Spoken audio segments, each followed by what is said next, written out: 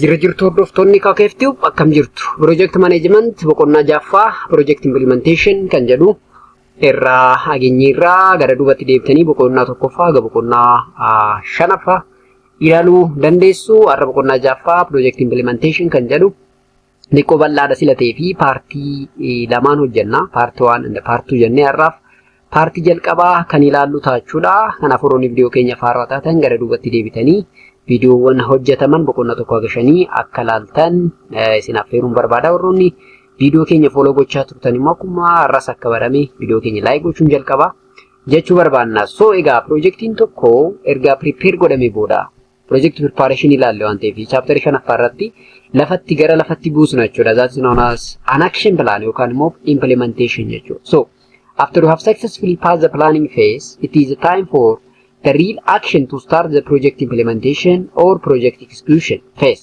So third phase of project management life cycle jechuudha. Third phase.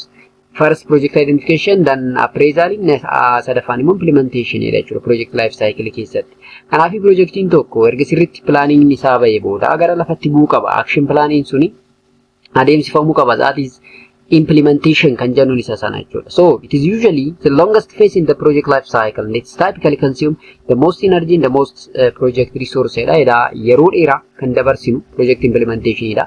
Resource guddaa nu gaafata, energy guddaa nu gaafata projectii tokko galmaan geessuudhaaf jechuudha. Kanaaf iddoon humni guddaan, energy guddaan, financing guddaan, yeroo guddaan ittiin darbu project implementation kana keessatti jechuudha. So the implementation phase turns project plan into action. So the project implementation is the process whereby the project input are converted to project output. Input fayyadamne social need yookaan social problem nuti solve gochuu barbaanne sana solve gochuu jechuudha. So the implementation phase is whether the project team actually do the project work to produce the deliverable or either the product or service. So implementation tend to be complicated in practice by many unforeseen problem dha. Projectiin tokko akkuma haasa'amu miti. Gara lafatti gaafa bu'u complication hedduu keessa seenuu dandeenya jechuudha. Wantoonni hedduun nu mudachuu danda'u jechuudha. Kanaaf salphaa miti. So you should not expect the project to be implemented exactly as planned. Akkuma karoorfame hin deema jennee yaaduu hin qabnu. Projectiin tokko maybe deviation garagaraa jiraachuu danda'u qaba. Kanaaf flexible ta'uu qabna jechuudha. Flexibility is very important for the project implementation or execution. No matter how good the original plan is, there will be some deviation from implementation. Yeroo implement goonu plan sana amma tokko deviate gochuu qabna. Original plan sana wajjin deemuu dhabuu dandeenya jechuudha. This should be anticipated and the aim of the project management is to track this deviation, make sure it stays within the scope of the project and redirect activity to get back to the track.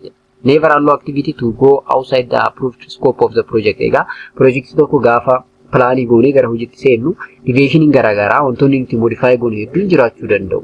Haga fedhe garuu wantoota hedduu modify goonus projectiin keenya scope isaa gadhiisuu hin qabu jechuudha. Scope sana keessatti garuu jijjiiramni hedduu modification hedduun adeemsifamuu ni danda'a jechuudha. So define the margin and the scope for variation that can be tolerated to achieve an objective with the available resource.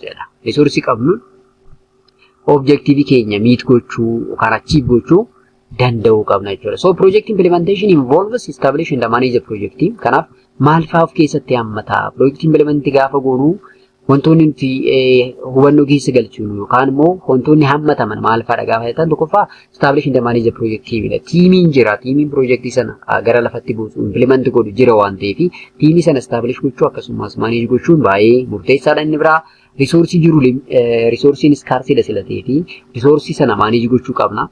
And the performing the activity need to meet the project objective. Contracting, procurement, contract agreement garagaraa jiraachuu danda'a. Contract actual procurement sana gaggeessuu qabna. Akkasumas change or implement approval change, recommend change changing garagaraa jiraachuu danda'a. Change sana immoo approve gochuu danda'uu qabna jechuudha. Meeting garagaraa communication sirriitti jiraachuu qaba. Control project activity or objective. Projectiin tokko bifa objective nuti kaawwanne ganama organization sanaaf keenya sanaan deemaa irramoo akkami kan jedhu check gochuu danda'u qabna. Reporting relationship sirnaan jiraachuu qaba. Riskii fudhachuun jiraachuu danda'a. Garuu riskii gaafa fudhannu riskii sana manage gochuunis baay'ee murteessaadha. Monitoring performance, give recommendation the reward to the team members and keep them motivated. Yeroo hundaa team members keenya maal gochuu qabna? Reward gochuudha. Motivation dabaluu qabna jechuudha galma gaheessa project keenyaati. So communicating project plan gaafa jennu be sure to communicate project information to all stakeholder. Yes, stakeholder onni hundi abboonni gahee qaban project sana keessatti project team ta'uu danda'a, functional manager ta'uu danda'a, senior management ta'uu danda'a, customer keenya ta'uu danda'a, lower level manager ta'uu danda'a. Hundi isaaniitu communication sirnaan information gahaa about project sana isaan bira ga'uu qaba jechuudha. So present the appropriate level of detail to each group. Management may be interested in summary level information, whereas the team member needs much more details. Ma namoonni do management irra jiran sa'aatii sila hin qabnee fi information bifa summarized ta'een barbaadu. Namoonni gara lower level jiran immoo isaan sun detail information barbaadu danda'u jechuudha. Kanaaf akkaataa level isaaniitiin information kennuufii qabna jechuudha. Be sure to cover all area of planning, including statement of the project objective, work breakdown structure, logic network diagram, schedule for individual activity in the project as well, chart showing estimated cost and project cash. Kana hunda plan keessatti galchuu qabna. Statement of project objective keenya inni work breakdown isaa yookaan immoo schedule isaa maal fakkaata. Network diagram in schedule for individual activity even and the project as a whole ta'uu danda'a. Capital inni fudhatu cost is estimated ta'e projected cash flow isaa hojjetamu qaba jechuudha. Kana hunda hammachuu qaba jechuudha communication keenya. Again, managing team, this is the people, the project manager, the project team that are critical to complete the project objective. Ega project tokko capital fedhe jiraate, yeroon fedhe jiraate, namaan hojjetamu, namni hin jiru taanaan projectiin sun hojjetamuu hin danda'u. Kanaaf namni immoo manage godhamuu qaba, skill manage ta'uu qaba, knowledge garagaraa manage ta'uu qaba jechuudha. So skill management, knowledge management, team management is very important for the accomplishment of the project objective jechuudha.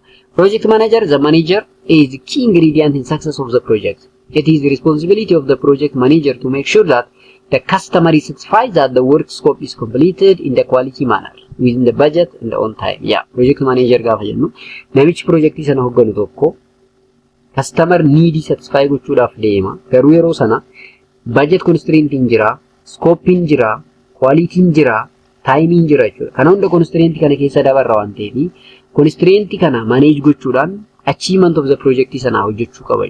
So therefore, the project manager has a primary responsibility for providing a leadership in planning, organizing, controlling, and the work effort to accomplish the project objectives. In other words, the project manager provides the leadership to the project team to accomplish the project objective. So best leadership quality qabaachuu qaba manager tokko.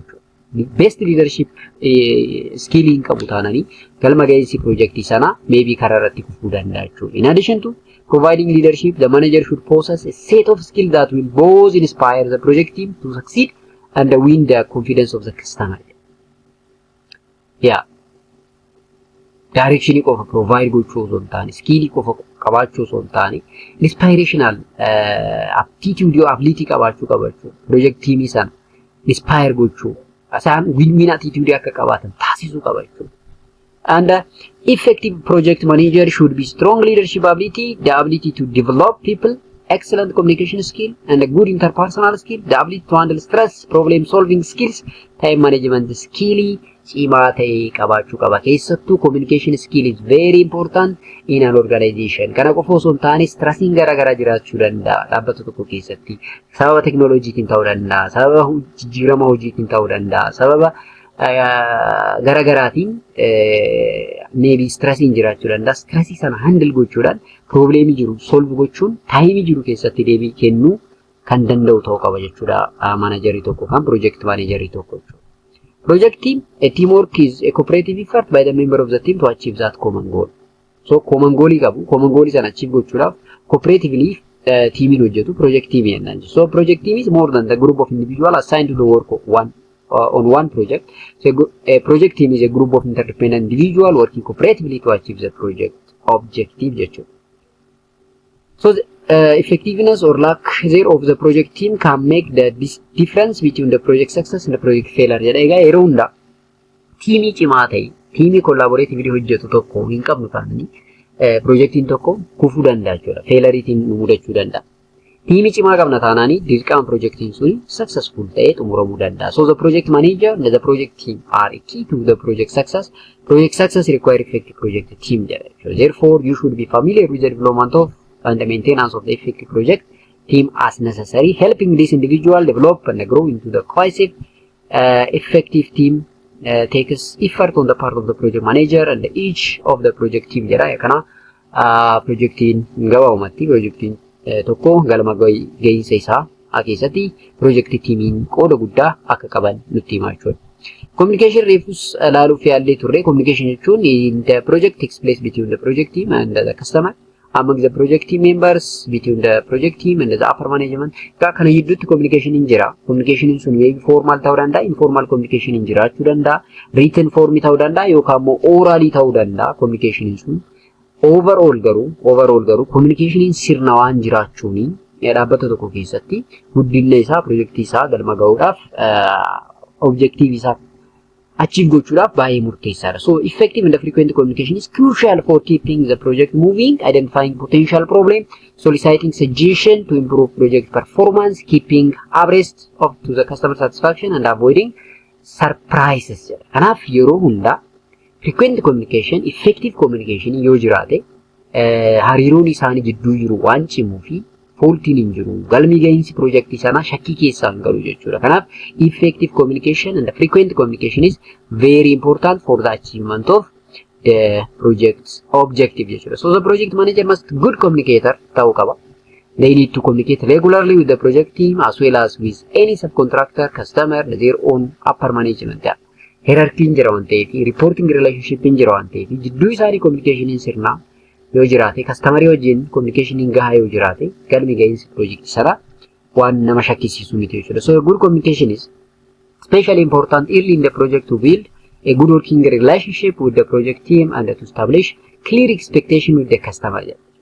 So effective project manager communicate and share information in a variety of ways. Karaa adda addaatiin communication in adeemsifamuu danda'a kuma reefu dubbanne. In meeting walii ga'uutiin yookaan immoo formally walga'ii garaagaraa qabaachuutiin ta'uu danda'a. Informal communication teamii dhaabuutiin ta'uu danda'a. Written report kennuutiin ta'uu danda'a. Oral message dabarsuutiin ta'uu danda'a. Karaa adda addaatiin communicationiin means communication fayyadamee best project manager can communicate with his team work or team group. So project manager should create an atmosphere that foster timely and open communication without any fear of reprisal and he or she accept differing viewpoint. Yeroo hunda yaada namoota fudhachuudhaaf eeyyamamaa ta'uu qaba project manager tokko. Open communication jiraachuu qaba. Namni kamiyyuu yaada isaa ibsachuu danda'u qaba jechuudha. Isa sana kan eeyyamu ta'uu qaba. Feedback fudhachuudhaaf, barachuudhaaf, up to date information argachuudhaaf nama qophaa'aa ta'e ta'uu qaba jechuudha project manager tokko. Otherwise projectii sana qabateeti waliin kan kufuu danda'u sila ta'eef jechuudha. So personal communication, effective and frequent personal communication is crucial to keep the project moving, identifying potential problems, solicit suggestions for improving project performance, keep abreast of whether the customer is satisfied or avoid surprise. Kanaaf effective communication or personal communication sirnaa jiraachuu qaba jechuudha. Potential problem identify gochuudhaaf fi solution sanaaf barbaaduudhaaf nu fayyada waan ta'eef. Amma dubbachuu qofa osoo hin taane dhaggeeffataas ta'uu qaba jechuudha. Yeroo hunda best project manager can be the best listener ta'uu qaba. Maaliif dhaga'uu qaba? Yoo sirriitti dhageeffate problem sana identify godha waan ta'eef problem sana sirriitti identify godhe jechuun karaa biraatiin solution isaa 50% deemeera jechuudha. Therefore effective communication idhaaf effective listening is also very important jechuudha. So the heart of communication is no word rather than understanding, not only to understood but to be understand. So half making communication effective is listening. Communication keenya effective kan godhu dhaggeeffachuudha. So active listening qabaachuun understand gochuu fi conflict reduce gochuu keessatti gahee guddaa sila taphatu. Whether team project team haa ta'u kan project manager a good listener ta'uu qaba jechuudha. A good listener in ta'uu taanaanii rakkoo keessa nu galchuu danda'a jechuudha. Rakkoo keessa nu galchuu danda'a. Maaliif namoonni baay'een namoonni management keessa ta'an yeroo baay'ee hin dhageeffatan kan isaanii qofatu ta'a jedhu. Inni sun immoo projectii sana qabatee gara kufaatitti deemuu danda'a jechuudha. So inni itti aanu reporting jedha egaa. Report should be designed to communicate exactly what need to be communicated jechuudha. Amma reporting jiraachuu qaba. Communication keessatti hariiroon top manager and the lower staff can be through reporting jechuudha. So reporting sirnaa yookaan reporting sirrii yoo jiraate communication effective ta'a jechuudha. So the reporting include information about activities carried out, output delivered, expenditure incurred, problems that have been countered. So it makes sense to focus report on time, cost and the scope of the project jechuudha. Na yeroo hundaa sa'aatii guddaa reporting keessatti fudhachuu report sana sirnaan akka laalluu fi bakka rakkoon jiru akka bakka deviation hin jiru akka sirreeffannu taasisa. It is important to make report easy to read. The first step is to be sure the report contain only the information needed by the recipient. The frequency of report submission should be decided. This varies from project to project. Guyyaa meeqatti reportii dhiyeessuu dandeenya kan jiru frequency isaa almost projectiitti garaagarummaa qabaachuu danda'a. Yeroo projectii dhiyeessinu garuu projectiin sun sirriitti yookaan immoo salphumatti understand gochuu dubbisuu kan dandeenyu fi information nuti barbaannu qofa kan qabaatu ta'uu qaba jechuudha. Malee information hundaa walitti qabatee yoo deemne communication irratti barrier ta'uu danda'a jechuudha.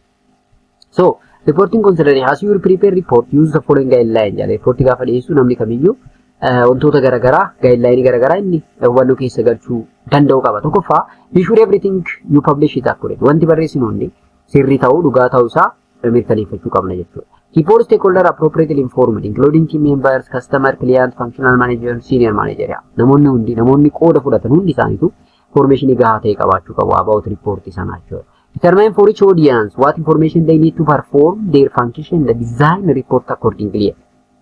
Maayinni audience hundi information tokko miti keessaan barbaachisu kan customeriidhaaf barreessinu reporting kennuu fi kan top manager reporting barreeffamu garaagara jechuudha. Kanaaf information suni maayinni kan jedhu sirriitti beekamuu qaba. Keep them informed but not over informed jedha. With the information they need to make decision make corrective action. Information kennuun gahaadha garuu over inform gochuun immoo hin barbaachisu jechuudha. Use expectation reporting by including only major variation from the plan. Yeroo tokko correction measuring kan fudhatamu jiraachuu danda'a. Saannan sana gaafa report goonu major variation warroota ta'an qofa stakeholder keenyatti himna jechuudha. Malee bakka hunda bakka correction hin barbaachisu hunda report gochuun irra jiraachuu dhabuu danda'a jechuudha. Major variation gaafa uumame isa sana corrective action fudhachuudhaaf report gochuun baay'ee barbaachisaadha. Exceptional reporting jedhama jechuudha. So kanas barreessuun gaarii anni biraa choose the best format for the report such as table, line graph, histogram, paragraph or Gantt chart ta'uu danda'a. So overall best reporting style fudhachuu fayyadamuu qabna jechuudha. And on each report clearly state the purpose of the report and the action to be taken. Reportiin sun maaliif barbaachise? Kaayyoon isaa maayinni? Purpose isaa maayinni? Kan jedhu ibsuu danda'uu qabna jechuudha. Inni biraa achievement jiru highlight gochuu qabna. Akkasumas reportii yeroo dhiyeessinu on time ta'uu qaba jechuudha. On spot ta'uu qaba jechuudha. Kanaaf reportii bifa kanaan dhiyeessuu qabna jechuudha. Inni biraa control project objective dha. Control is the process of comparing actual performance to the baseline to determine variation, evaluate possible alternative and take off the appropriate corrective action jedha. Controlii gochuu qabna. Callifneetuma miti kan projectii tokko aga dhumaa eegnu jechuudha. Yes, on the process project objective sana karaan itti deemaa jiru sun sirriidha moo sirrii miti kan jedhu evaluate gochuu qabna. Maaliif variation yoo jiraate dafnee corrective action fudhachuudhaaf nu fayyada jechuudha. So consider the following action to be controlled on time. Tokkoffaa systematically correct performance data.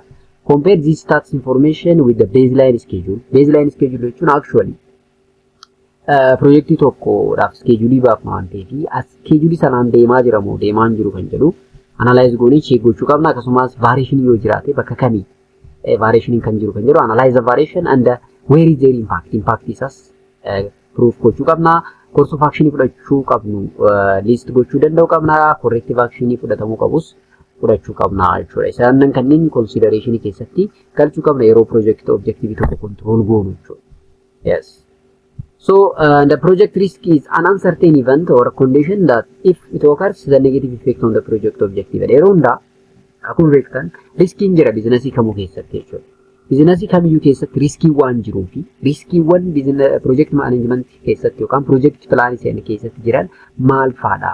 Akkamittis qolachuu dandeenya? Contingency planning nuti qabnu maayinni? Riskiin suni how the negative effect on the project objective hammami dhiibbaan isaa? Projectii galma gahinsa objective projectii keenya sanaaf irratti dhiibbaan inni fidu maayinni? Cause of risk maayinni? Internal or external cause kan jedhu adda baafnee sirriitti xiinxallee riskii sana immoo manage gochuu danda'utu nurra jira jechuudha. So riskii tokko identify gochuudhaaf what call riskii tokko manage gochuudhaaf dura wanni nuti taasifnu riskii sana identify gochuudha overall. Riskiin eessatti akka uumame yes identify gochuu qabna. Which mean to identify the risk you can look at the possible source of risk. Yes riskiin sun maalirra dhufe? Threatiin jiru problemiin akkamitti gara riskiitti geeddaran? Sababa kamiin dhufe? Is it associated with team member, stakeholder, subcontractor, target group or what? Where is the source of the problem? Kan jedhu identify gochuu danda'u qabda jechuudha. Isa sirriitti identify gochuudhaaf immoo teeknikoonni nuti fayyadamnu hedduudha. San keessaa tokko open brainstorming session qabaachuu qabna jechuudha. What can be wrong? How it can be created? Akkamitti dhufe? How we can solve kan jedhu open brainstorming technique fayyadamne or session or meeting godhanne identify gochuu qabna jechuudha riskii jiru. Riskii sana identify erga goone booda analyze gochuu qabna jechuudha. Analyze gochuu qabna. Kana jechuun once the potential have been identified, they need to be qualified according to their impact on the project and their probability of occurring. Yes. Riskiin sun already uumameera. Riskiin sun erga uumame booda, erga identify goone booda, riskiin kun impactiin isaa maayinni? Especially negative impact in project keenya irratti inni qabu maayinni? Is it high risk or intermediate or minimal risk on the project objective kan jedhu identify goone. Kana qofa osoo hin taane probability of the occurrence of that risk kan jedhu identify goone beekuu qabna jechuudha. Therefore, sana sirriitti erga identify goone booda riskii especially high risk warroota ta'aniif action plaanii fudhachuu danda'uu qabna jechuudha. Action plaanii fudhachuu qabaachuu dandeenya jechuudha. Kanaaf riskii akkamitti identify goona warroota riskii impact guddaa qaban akkamitti beekna gaafa jennu there is risk assessment matrix waan jedhamutu jira. Risk assessment matrix kana fayyadamne riskii jiru identify goone riskiin sun probability of occurrence isaa garmalee guddaa kan ta'e yoo ta'ee fi dhiibbaan isaa guddaa yoo ta'e akkamitti riskii sana keessa ba'uu dandeenya kan jedhu mala barbaadna jechuudha. Therefore risk can be high probability risk, medium probability risk, low probability risk jennee fudhachuu dandeenya. Impact isaa high impact, medium impact and low impact jechuu dandeenya. Fakkeenyaaf high impact risk and high probability of occurrence kan qabu yoo ta'e riskiin suni high risk ta'uu danda'a. High risk ta'uu danda'a. Kanaaf high risk warroonni jedhama fakkeenyaaf high probability and low impact warroonni qaban, medium probability and low impact warroonni qaban, high probability and medium impact warroonni qaban maybe they are high risk ta'uu danda'u. High risk ta'uu danda'u. Kanaaf biizinasiin sun yookaan projektiin sun riskiin isaa guddaa kan ta'u yoo ta'e immediately projektii sana haga sadarkaa dhaabuu dandeenyutti deemuu dandeenya jechuudha.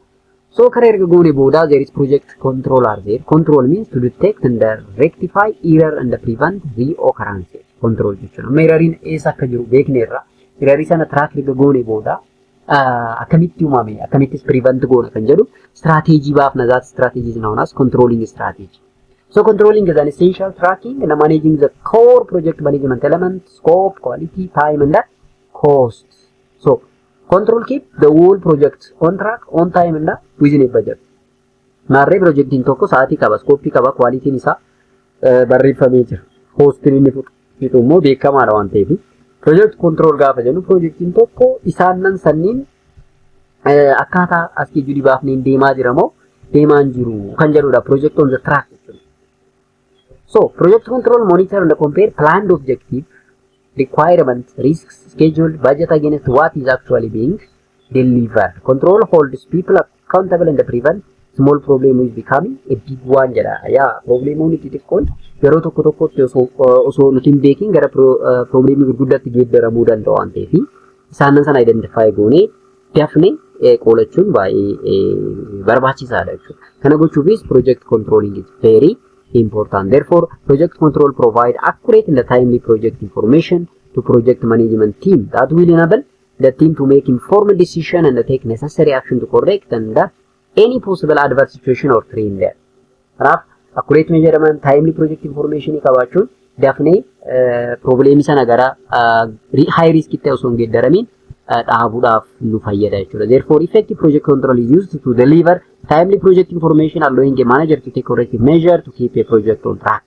It is important to provide the right information to the right people. Yes, the right information to the right people. Yeah, information in this zero to mislead ta'uu danda'a.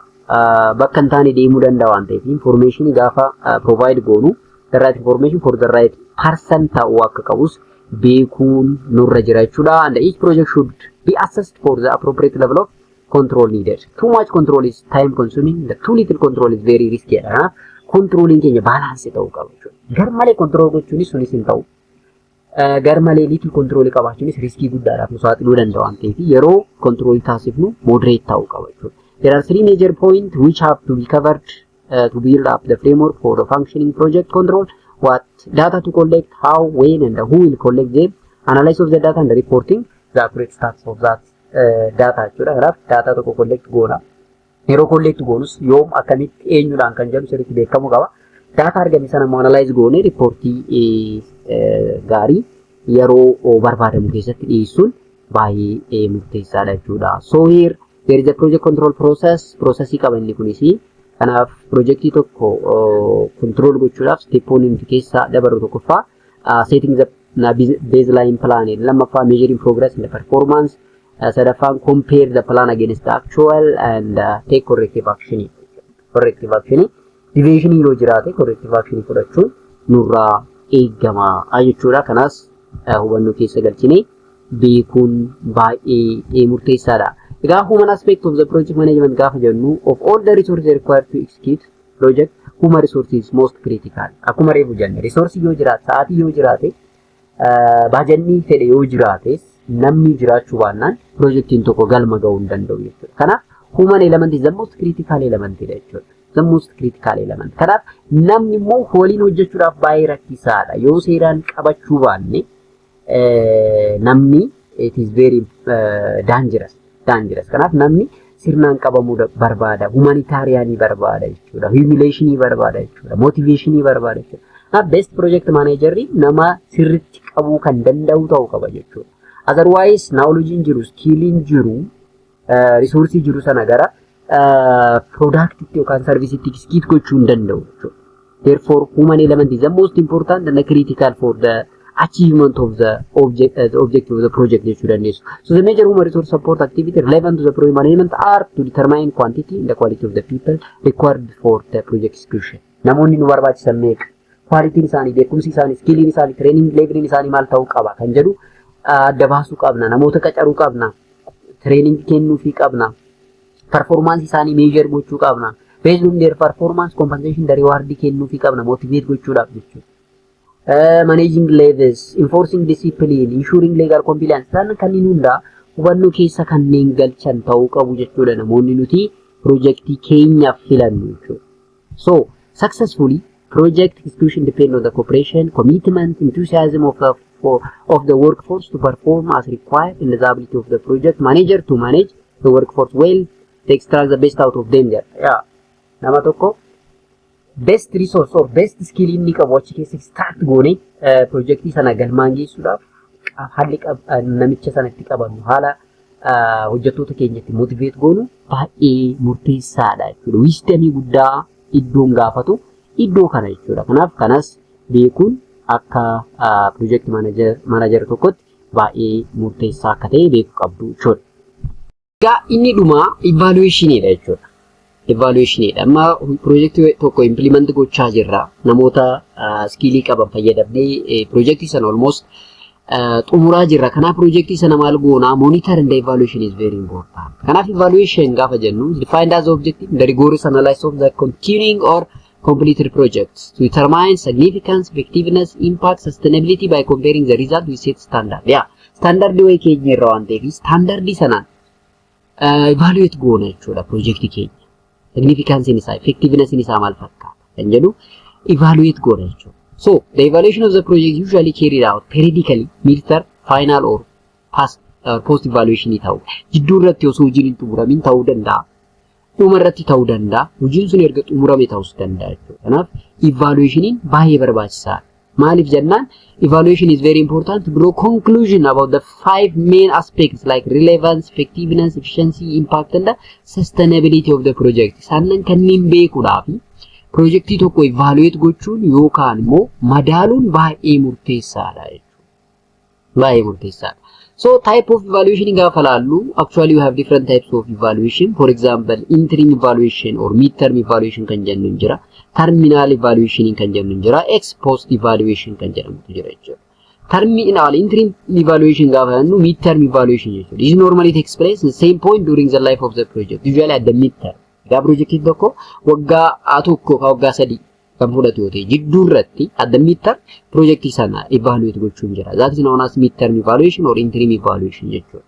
Terminal gaafa jennu akkuma maqaan isaa nutti himutti projectii tokko this assesses the progress toward the achievement of the predefined object at the end of the project jechuudha. At the end of the project projectii sana evaluate goona jechuudha. That is known as terminal evaluation kan jennu sana. Ex post facto evaluation gaafa jennu conduct after the sufficient number of years depending on the project have elapsed since the project completion so as to measure the impact. It is generally accepted that if the evaluation are to be objective, they have to be undertaken by external consultant. A project in tokko umurame booda external badin by external consultant project is an evaluate gochuu danda'a. Isa sanaani ex post facto evaluation kan jennu. So project evaluation kan ammoo internal evaluation taasisuu dandeenya. Joint evaluation or participatory evaluation immoo taasisuu dandeenya. Fakkeenyaaf adeemsi nuti akkamitti taasifnaadha. So evaluation conducted by the unit or individual reporting to the management of the donor, partner or implementing organization yoo ta'e internal jennaan jechuudha. Joint gaafa jennu an evaluation to which different partner or donor agencies participate. Fakkeenyaaf projectii tokko ani kaasee projectii sanaaf resursii na barbaachisu commercial bank of Ethiopian kana kennu yoo ta'e isaan dhufanii isaa wajjin taanee kan evaluate kan goonu yoo ta'e that is joint evaluation jenna jechuudha. Participatory gaafa jennu evaluation method in which representative of the agency and stakeholder including beneficiary work together and design carry out the interpreting the evaluation jenna. Boonni qooda qaba. Project sanarra fayyadamtoonni fakkeenyaaf customerii ta'uu danda'a. Isaan sunni project sana evaluate gaafa godhan that is known as participatory evaluation jenna jechuudha. Formative and the summative kan jennu jiras formative gaafa jennu evaluation intended to improve performance most often conduct during the implementation phase. Projectii tokko improve gochuun kan nu barbaachisu yoo ta'e formative evaluation hojjenna jechuudha. Yeroo implementation bifa kanaan osoo improve goone bifa kanaan osoo asseetti dabale kawaa wayitti dabale projectiin kun more of beneficiary ta'a jennee evaluate kan goone yoo ta'e that's formative. Summative gaafa jennu evaluation conduct at the end of the to determine the extent to which anticipated outcome were produced. Wanti nuti barbaanne ganama yeroo kaanu projectiin kuni objective isaa meet godheeramu meeting goone kan jedhu gaafa laalu barbaanne dhuma irratti evaluate goona that's known as summative evaluation. Summative evaluation. Therefore, evaluation can be internal or external lead, but it's not usually facilitated by those of the implement the project. So evaluation is best conducted by independent outsider who can be impartial in consulting the project staff. Yeroo baay'ee projectii osoo qaama alaati. Yes, qaama independent ta'een osoo madaalame yeroo baay'ee faayidaa qabeessummaan projectii sanaa guddaa ta'uu danda'a jechuudha. So bifa sanaan ilaaluu qabna. Egaa hamma tokko projectii tokko akkamitti implement gochuu qabna kan jedhu waa hedduu ilaaluuf yaalleerra. Kanaaf isin waan hafeetti dubbisaa babal'isuu ni dandeessu. Kana caalee yoo deemne garmalee bal'ata waan ta'eef gaariin ta'u kanaaf boqonnaan Afaan almost kana fakkaata. Paartii lammaatiin hojjechuu barbaadeen ture garuu haa ta'uti paartii tokkoon xiqqoo bal'isee hojjechuu wayyaadheeti. Yeroo biraa boqonnaa torbaffaa social cost benefit analysis kan jedhu qabannee kan dhufnu ta'a jechuudha. Akkuma isin dura dubbannee koorsiin kun barattoota business management, business administration akkasumas barattoota maastersii barataniif especially MBA in masters of business administration akkasumas project management warroota barataniif definitely PowerPoint bareeda beekumsa gaarii irraa argattan akka ta'u abdiin qaba. Sababa yeroo dhabiinsaa warroonni carraa kilaasii seentanii barachuun arganne viidiyoo kana sirriitti teessanii yoo ilaaltan akka koorsii kana sirriitti hubattan abdiin qaba. Chaanalii keenya subscribe gochuun chaanalii kun anaas na jajjabeessuun dagatina jenna. Daaftaree turoofaa qabannee hamma dhufnutti nagatti.